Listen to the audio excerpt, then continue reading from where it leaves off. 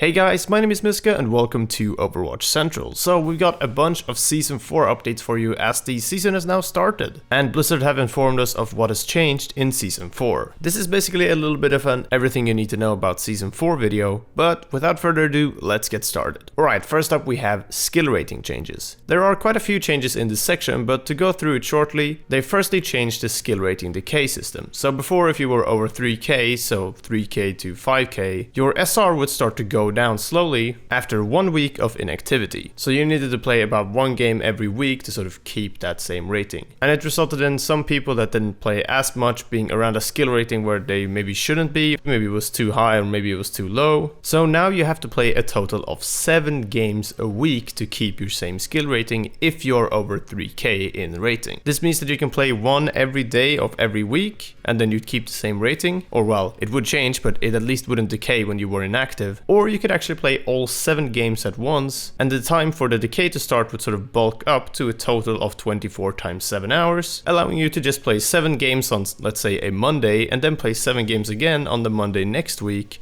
to keep that same rating. Now, this is something that I kinda like the idea of, but forcing people to play 7 games a week on even diamond level feels a little bit too extreme maybe. Maybe it could scale per tier, so in diamond you'd have to play 2 a week, and in masters you'd have to play 4, and then in grandmasters you'd have to play 6 a week or something like that. It would just make a little bit more sense. But yeah, so if you're 3k or higher, play 7 games a week to keep your rating. Blizzard also mentioned the recalibration in this Season 4 post, but overall they say that we retooled the skill rating and placement match mechanics to more accurately place players into an appropriate tier. Overall, we're extremely happy with these changes. Now, this was kind of interesting to me, as everybody were just kind of screaming about fixing placement games for Season 4, and we'll have to see how these other changes affect the placement games, but they haven't really specified any placement game settings in themselves actually. What they have done though is made it harder for people to reach the 0 and 5000 SR number, so it's actually more that exact rank rather than making it harder to climb and fall. This is because there were quite a few people intentionally losing games to lower their rank to then try to climb back up again. This is not something that Blizzard want to incentivize, so they're gonna make it a little bit more difficult to hit the lowest and highest possible ratings. They're actually deciding to also not display ranks that are lower than 500 SR. Speaking of 500, but another type of 500, let's talk about the top 500 changes. There have been some changes to the system, but overall it's fairly similar to before.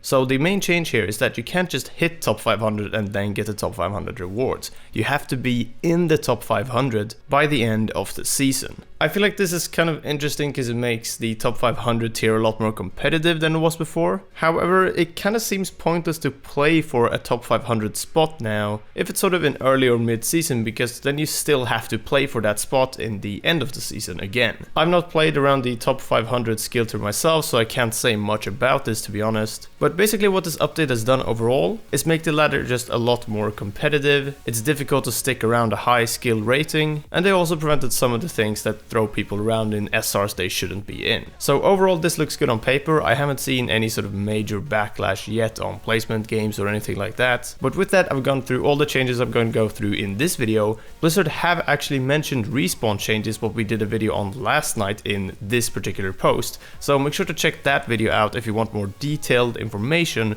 on what these respawn changes are, when this respawn delay applies and what it means exactly. I just want to say as well about the placement games so far that they seem to be fairly similar to last season and how they worked back then. And of course there's no exact formula as to where you should exactly place, but there is still, you know, hidden MMR from last season, your season high and what you ended the season at. And it seems like most people that win all of their games or close to all of their games will place just above their last season high if they were close to that rating and stayed around that rating for most of the season. So let's say that I climbed to 3.5k and I stayed there for the whole season. That would mean that if I win all of my placement games, I would probably place now at around 3.6 or 3.5 something. Other than that, you can just go and play the placement games yourself and see where you place, and we can experiment and discuss. Leave comments below. I want to know where you guys place and what your season high and what your season end was last season, so we can figure out if there have been any changes at all to placement games this season. Either way, I'm excited to get into Season 4. I hope you guys are as well. Make sure to like this video if you have enjoyed it, but that is it for me this time. Thank you very much for watching. Subscribe for more Overwatch content. We've got lots of videos coming out. No new hero released yesterday like some people thought, but hey, maybe next week. That's it for this time though. Thanks again for watching. Take care, and until next time, see ya.